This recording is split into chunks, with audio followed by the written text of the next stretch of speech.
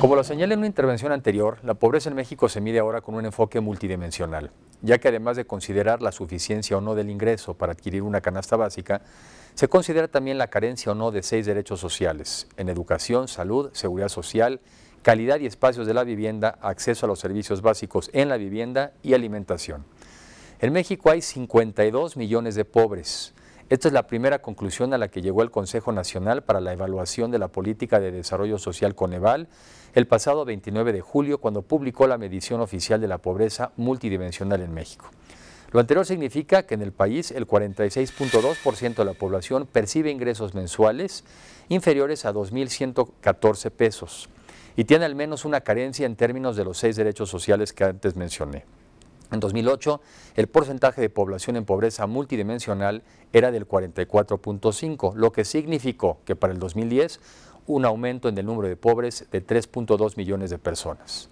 De los 52 millones de pobres identificados en el 2010, 11.7 millones perciben ingresos inferiores a 978 pesos mensuales y tienen 3 o más carencias. A este grupo se le conoce como el de pobreza extrema y equivale al 10.4% de la población total en México, que es prácticamente el mismo porcentaje que en el 2008.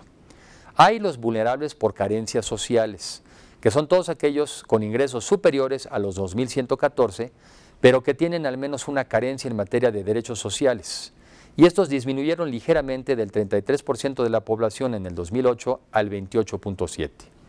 Los vulnerables por ingreso son aquellos que perciben ingresos inferiores a los 2.114, pero que no presentan ninguna carencia social, y estos aumentaron del 4.5% en el 2008 al 5.8%.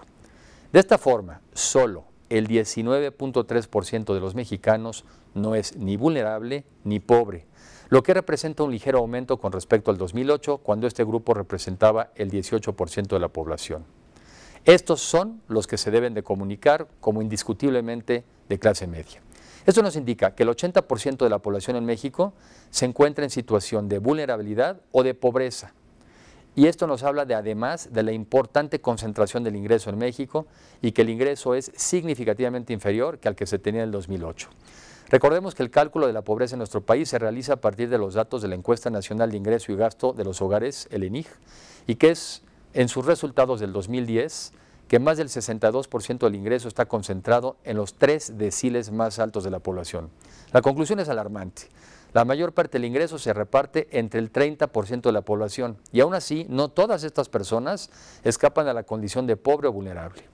Además es importante considerar que en comparación con el 2008, el ingreso en los hogares mexicanos disminuyó en 12.3% en el 2010, y que la mayor pérdida se dio precisamente en los 3 deciles más altos de la población.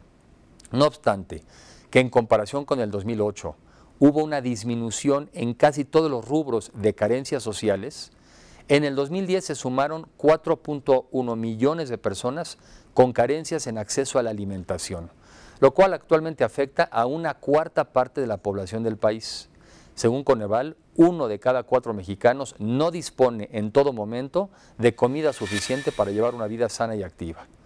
La pérdida del ingreso y el aumento en la población en condición de pobreza es una muestra inequívoca de los fuertes efectos que tuvo la crisis económica mundial, que empezó a mediados del 2008 y que llegó a su máximo en el 2009. Es indudable que el impulso a los programas sociales ha tenido efectos positivos al reducir ligeramente el índice de la población en condición de vulnerabilidad. Sin embargo, dicho impulso ha sido notoriamente insuficiente.